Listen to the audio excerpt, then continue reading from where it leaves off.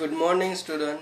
In this lecture, we are going to discuss the geometric representation of linearly dependent and linearly independent vectors. This is the last topic of our syllabus. By this lecture, our syllabus of linear algebra is completed.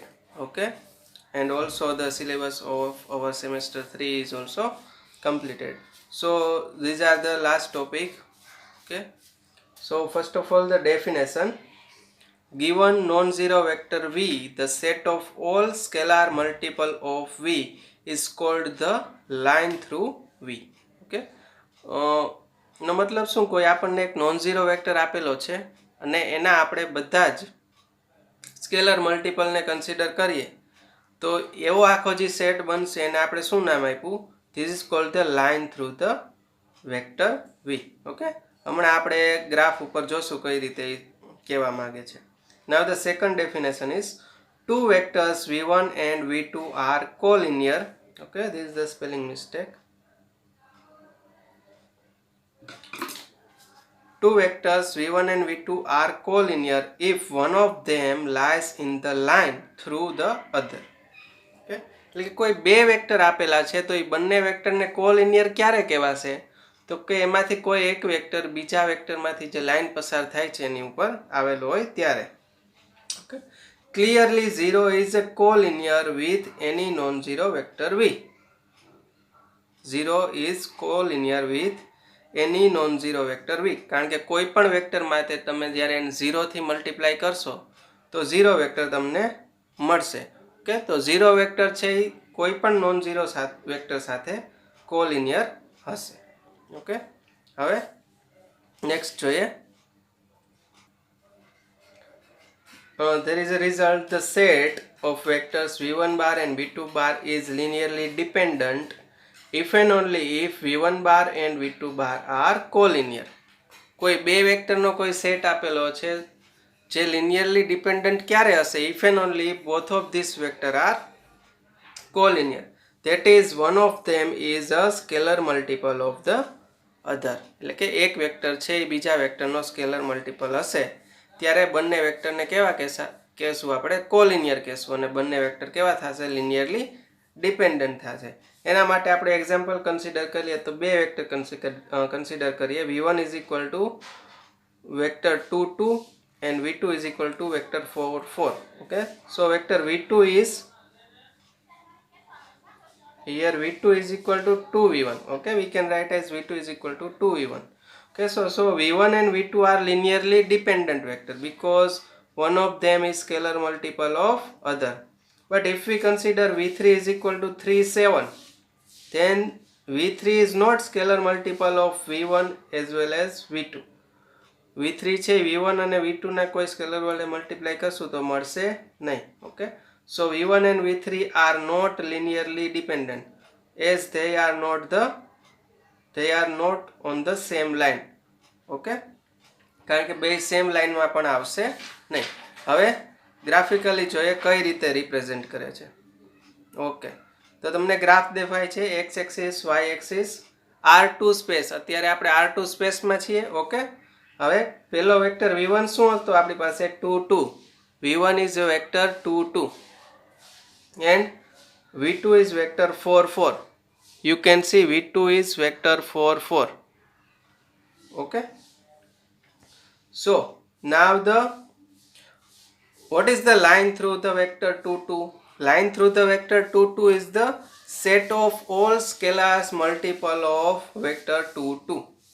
Okay, so vector 2 2 ના scalars multiple આપણે consider કરીએ તો 2 વડે ગુણશું તો 4 4 મળશે, પછી 3 વડે ગુણશું તો 6 6, પછી 8 8, 10 10.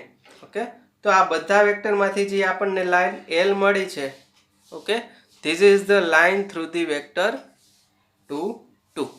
ઓકે,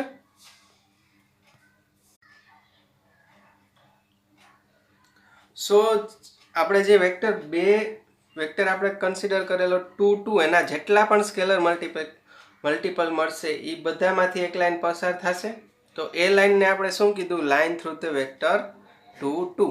હવે કોઈ બે વેક્ટર કોલિનિયર ક્યારે કહેવાશે? તો કે આ બંને વેક્ટર છે એ સેમ લાઈન ઉપર આવતા હોય ત્યારે. તો આપણે બે વેક્ટર કન્સિડર કર્યા, v1 ઇઝ ઇક્વલ ટુ 2 2 અને v2 ઇઝ ઇક્વલ ટુ 4 4.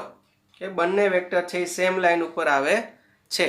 તો વેક્ટર 2 2 અને વેક્ટર 4 4 ને આપણે કોલિનિયર કહેશું. હવે બંને વેક્ટર કોલિનિયર છે એનો મિનિંગ શું થયો? બંને વેક્ટર લિનિયરલી ડિપેન્ડન્ટ છે. ઓકે, એક જ લાઈન ઉપર આવે છે એટલે લિનિયરલી ડિપેન્ડન્ટ છે. હવે થર્ડ વેક્ટર આપણે કન્સિડર કરેલો 3 7. Okay, here it is 3, here it is 7. Okay, third vector is 3 7. Sorry, by mistake not 3 7, but it is 7 3. Okay, third vector is 7 3. Then this vector is not on the line through the vector 2 2. 7 3 vector છે vector 2 2 માંથી જે line મળે છે આપણને એના ઉપર આવતો નથી. તો એનો મિનિંગ શું થયો? વેક્ટર 2 2 અને વેક્ટર 7 3 બંને લિનિયરલી ડિપેન્ડન્ટ નથી, એટલે કે બંને લિનિયરલી ઇન્ડિપેન્ડન્ટ છે. ઓકે, એકબીજા ઉપર ડિપેન્ડ કરતા નથી. જો વેક્ટર 2 2 માંથી જે લાઈન પસાર થાય એના ઉપર જ જો વેક્ટર આપણને મળતો હોય તો જ આપણે કહી શકીએ કે બંને કોલિનિયર છે. પણ અહીંયા તો 7 3 છે એ લાઈનમાં મળતો નથી. એનો મિનિંગ શું થયો? કોલિનિયર નથી. એનો મિનિંગ લિનિયરલી ડિપેન્ડન્ટ નથી, લિનિયરલી ઇન્ડિપેન્ડન્ટ છે.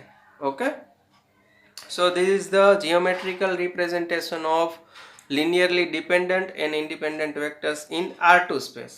Now if we consider R3 space, let us see.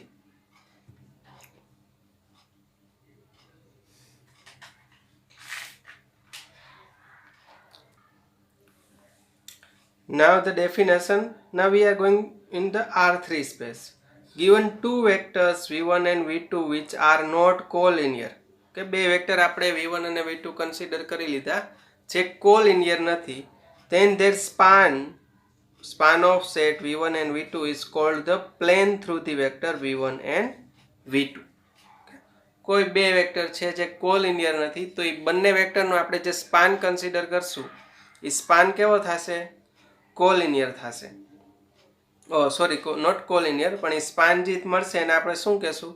plane through the vector v1 and v2.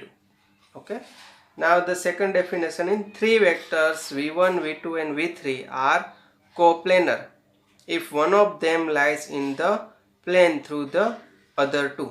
Okay, કોઈ ત્રણ વેક્ટર આપેલા છે v1 v2 અને v3 તો એને કોપ્લેનર આપણે ક્યારે કહેશું? કોપ્લેનર ક્યારે કહેશું? કે જ્યારે કોઈ એક વેક્ટર છે એ બીજા બે વેક્ટરથી જે સ્પાનથી જે પ્લેન બને છે એની અંદર આવેલું જતો હોય તો આપણે ત્રણેય વેક્ટરને કેવા કહેશું? કોપ્લેનર કહેશું. Clearly zero vector is a coplanar with every pair of non collinear vectors. એટલે કે કોઈ બે આપણને નોન કોલિનિયર નથી એવા બે વેક્ટર આપેલા હોય એના સ્પાન દ્વારા આપણને એક પ્લેન મળે છે તો એ પ્લેનની અંદર ઝીરો વેક્ટર તો આવી જ જશે. Okay, so this is easy. Last time આપણે જોયું કે R2 સ્પેસમાં સ્કેલર મલ્ટિપલ તમે 0 વડે કરો તો આપણને ઝીરો વેક્ટર મળી જતો હતો. સેમ થિંગ અહીંયા પણ યુઝ થાય છે. ઓકે, કોઈ પ્લેન મળશે તો એનો સ્પાન હશે કોઈ બે વેક્ટરનો તો એની અંદર ઝીરો વેક્ટર તો કન્સિડર થશે જ. ઓકે, તો ઝીરો વેક્ટર છે એ કોપ્લેનર હશે બીજા નોન કોલિનિયર વેક્ટર સાથે. Now there is a result. The set v1, v2 and v3 is linearly dependent. Set of three vector is linearly dependent if and only if v1, v2 and v3 are coplanar. Okay, ત્રણ વેક્ટરનો set આપેલો હોય એ linearly dependent ક્યારે થશે? ત્યારે થશે કે જ્યારે ત્રણેય વેક્ટર કોપ્લેનર હશે. એનો મિનિંગ શું થયો? one of them is linear combination of other two. Okay, one of them is linear combination of other two. એનો મિનિંગ શું થયો? કે એક વેક્ટર છે બીજા કોઈ બે વેક્ટરના સ્પાનમાં કન્સિડર થાય છે. એટલે કે એક વેક્ટર છે એ બીજા બે વેક્ટરથી જે પ્લેન બને છે એના અંદર કન્સિડર થાય છે. ઓકે, તો કોઈ ત્રણ વેક્ટર છે એ લિનિયરલી ડિપેન્ડન્ટ ક્યારે હશે? કે જ્યારે તે કોપ્લેનર હશે. Now in case of R2 space, if we consider two vector e1 and e2, e1 is 1 0, e2 is 0 1, then span of e1 and e2 is equal to R2. So we get R2 plane by these two non-collinear vector. Okay, આપણે અહીંયા જોઈએ આપણી પાસે બે vector છે 0 1 અને 1 0. આ બંને વેક્ટરથી આખો R2 સ્પેસ જનરેટ થાય છે. ઓકે, કારણ કે આ બેઝિસના અંદરના વેક્ટર છે 0 1 અને 1 0 છે એ R2 સ્પેસનો બેઝિસ છે. હવે આ બંને વેક્ટરનું સ્પાન આખું કઈ રીતે જનરેટ કરે છે આખા સ્પેસને, એના માટેનો એક વિડીયો યુટ્યુબ ઉપર છે, એની હું લિંક તમને આ લિંકની સાથે ડિસ્ક્રિપ્શનમાં આપી દઈશ. ઓકે, તો એ વિડીયો જોઈને તમે ખ્યાલ આવશે કે R2 સ્પેસ છે એ આ બંને વેક્ટરથી કઈ રીતે જનરેટ થાય છે, અને સ્પાનિંગ વેક્ટર જે તમને મળે છે એ તમને કઈ રીતે મળશે એ તમને એ વિડીયો લેક્ચર જોશો એટલે ખ્યાલ આવી જશે. કારણ કે અત્યારે મારી પાસે 3D તમને રિપ્રેઝેન્ટ કરી શકું એવો કાંઈ ઓબ્જેક્ટ છે નહીં, 2D ઉપર જ આપણે વર્ક કરીએ છીએ. તો એના માટેનો જે વિડીયો છે મારી પાસે હું તમને લિંક ડિસ્ક્રિપ્શનમાં આપી દઈશ. એ વિડીયો જોઈ અને તમને ખ્યાલ આવશે કે R2 સ્પેસ આ બંનેના વેક્ટરના લિનિયર કોમ્બિનેશનથી કઈ રીતે જનરેટ થાય છે. Okay, so also subspace of R2. હવે R2 સ્પેસ છે તો એના સબસ્પેસ કયા પ્રકારના છે? તો એક તો ટ્રિવિયલ સબસ્પેસીસ તો હશે, એક પોતે R2 અને second is our zero vector, singleton zero vector. Okay, and the third is the line passing through the origin. Okay, subspace હશે જે R2 સ્પેસના એ કેવા હશે? એક તો R2 સ્પેસ પોતે સિંગલટન ઝીરો વેક્ટર. એ નોન ટ્રિવિયલ સબસ્પેસીસમાં શું હશે? તો કે lines passing through the origin. Okay, અહીંયા આપણને વેક્ટર 2 2 માંથી પસાર થતી એક લાઈન મળી. હવે વેક્ટર 7 3 માંથી પસાર થતી એક લાઈન મળે. તો આ આખા વેક્ટરનો જે સેટ બનશે, ઓકે, એ પણ R2 નો સબસ્પેસ થશે. પછી આના જેટલા સ્કેલર મલ્ટિપલ હશે એનો એક સેટ બનશે, એ પણ R2 નો સબસ્પેસ થશે. So the line passing through the origins are the subspaces of R2. Okay, similarly E1 E2 E3 is basis of R3. Okay, and if we consider subspace of R3, હવે R3 માં પણ આ ત્રણ વેક્ટરથી આખો R3 space generate થાય છે. તેનું representation પણ પહેલા યુટ્યુબના વિડીયો લેક્ચરમાં આપેલું છે, તે તમે જોઈ લેજો. ઓકે, સો આ ત્રણ વેક્ટરથી આપણે R3 સ્પેસ બનાવી શકીએ. અને એના સબસ્પેસ કેવા હશે? તો ફર્સ્ટ ઓફ ઓલ તો trivial subspaces R3 and singleton zero vector. Then after the lines passing through the origin, okay, R2 નો જે છે તે સેમ. અને third is the plane passing through the origin. Okay, એક plane આપણને અલગ અલગ મળશે ઓરિજિનમાંથી પાસ થતા. હવે આવું કેમ થાય છે? તો કે આપણે R2 સ્પેસમાં જોયું તો આપણને line passing through the vector એવું એક આપણે ડિફાઇન કરેલું. કોઈ નોન ઝીરો વેક્ટર હશે એના સ્કેલર મલ્ટિપલનો આપણે સેટ કન્સિડર કરીએ. સો this is called the line passing through the non zero vector V. Okay, so this line passing through the non zero vector V is nothing but it is the subspace of R2. Similarly તમે R3 સ્પેસમાં પણ કોઈ non zero vector consider કરો અને એના બધા scalar મલ્ટિપલનો set consider કરશો તો એ પણ સેમ વસ્તુ line passing through the vector non zero vector V આપશે અને એ પણ R3 નો સબસ્પેસ થશે. હવે કોઈ બે વેક્ટર આપેલા હશે ત્યારે શું મળશે આપણને? If we have two vectors, then the span of these two vector gives us a plane through these two vector V1 and V2. Okay, તો બે વેક્ટરનું સ્પાન આપણને એક પ્લેન આપે છે. ઓકે, કે એની અંદર જેટલા પણ વેક્ટર હશે એ આખો એક પ્લેન જનરેટ કરશે અને એ પ્લેન પણ આપણા R3 નો સબસ્પેસ થશે. Okay, so this is geometric representation of linearly dependent and independent set. શું જોયું આપણે કે કોઈ એક વેક્ટર છે એ બીજા વેક્ટર સાથે લિનિયરલી ડિપેન્ડન્ટ હશે તો એ વેક્ટરમાંથી જે લાઇન પસાર થાય છે એ સેમ લાઇન ઉપર જ બીજો વેક્ટર આવશે. જો આવું ન થાય તો લિનિયરલી ઇન્ડિપેન્ડન્ટ બની જશે. ત્રણ વેક્ટર આપેલા હોય તો ત્રણેય વેક્ટર કેવા હોવા જોઈએ? કોપ્લેનર હોવા જોઈએ. પછી સબસ્પેસ ઉપર આપણે જોયું તો કે R2 ના સબસ્પેસ તો કે લાઇન્સ. ઓકે, R3 ના સબસ્પેસમાં lines plus plane. Okay, so this is enough. By this lecture our syllabus of linear algebra has been completed.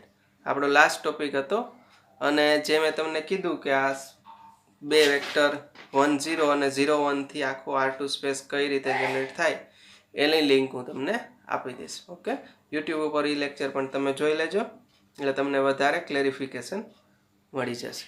Okay, thank you. અને આ લેક્ચરથી આપણો સિલેબસ કમ્પ્લીટ થાય છે અને બધા લેક્ચર રિવાઇઝ કરવાના. જો કોઈ ડાઉટ હોય તો ડાઉટ સેશનમાં આપણે પૂછી શકો છો. Thank you.